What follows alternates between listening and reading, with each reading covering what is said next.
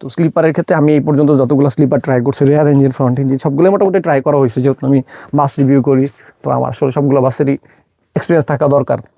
তো আমার personal experience হচ্ছে, যদি আপনি কোনো ফ্রন্ট ইঞ্জিন স্লিপার বাসে যান, তখন সবসময় সিট চুজ করবেন হচ্ছে ডি আর ই, এই যে এই দুইটারও হচ্ছে আপনার জন্য ফ্রন্ট ইঞ্জিনের ক্ষেত্রে এই দুটা খুব ভালো কমফোর্ট জোন, মানে কমফোর্টেবলি মানে আপনি যেতে পারবেন, মানে যেহেতু সামনের ইঞ্জিন সামনে সাউন্ডের থেকে সাউন্ডও কম হবে, আর মোটামুটি কমফোর্টেবল হচ্ছে এই ডি আর ই রোটাই।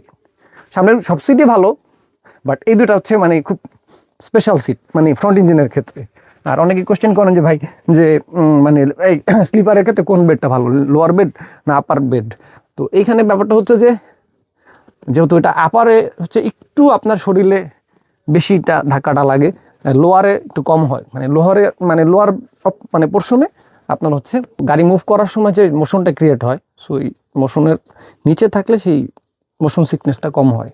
তো অনেক মানে বাস উঠলে অনেকের বমি হয়, মাথা ঘুরে, এই টাইপের যাদের প্রবলেম আছে তারা উপর থেকে নিচে একটু ঝাঁকি কম হবে, মানে জার্নিটা কমফোর্টেবল হবে। এটা হচ্ছে হ্যাঁ, জার্কিং কম নিচে, এটা হচ্ছে মানে ফ্রন্ট ইঞ্জিন বাসগুলোর ক্ষেত্রে। তো এটার ক্ষেত্রেও সেম, এটাই মানে এই থিওরিটাই অ্যাপ্লাই হয়েছে। তো এটাই। আর সেন্ট মার্টিনের সার্ভিস নিয়ে আসলে মানে আমি আমার আগে অনেকগুলো ভিডিওতে দেখি, অনেক জায়গায় ভালো কমেন্টও দেখি, অনেক খারাপ কমেন্টও দেখি। বেসিক্যালি সেন্ট মার্টিনের একটা জিনিস আমি একটু ক্লিয়ার করে দিতে চাই, সেটা হচ্ছে সেন্ট মার্টিন নামে বাংলাদেশে অগণিত কোম্পানি আছে। ইটস লাইক মাতৃভান্ডারের হাজার হাজার শাখা আছে, বাট কোনটা অরিজিনাল আপনারা জানেন না।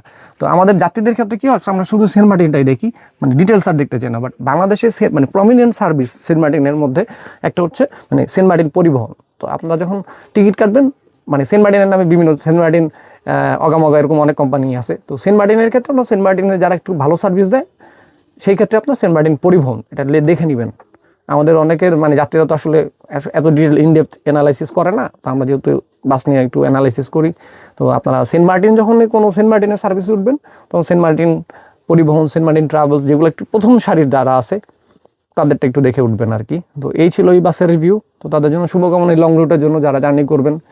আর যেহেতু আর ইউটিউবের চ্যানেল, আমরা চেষ্টা করবো বাংলাদেশের সব বাসের রিভিউ দেওয়া, সেটা লং রুট হোক, শর্ট রুট হোক, এবং সব বাসের রিভিউ দেওয়া। আপনারা সবাই আমার সাথে সাপোর্ট করবেন, আমাকে সাবস্ক্রাইব করবেন, যাতে আমরা নেক্সট ভিডিওগুলোও করতে পারি। তো আমাদের টার্গেট বাংলাদেশের সব বাসকে একটা জায়গায় নিয়ে আসা, সবগুলো প্রোডাক্ট রিভিউ দেওয়া। তো ইনশাআল্লাহ আমরা সামনে আরও নতুন নতুন ভিডিও দিব। আল্লাহ হাফেজ সবাইকে।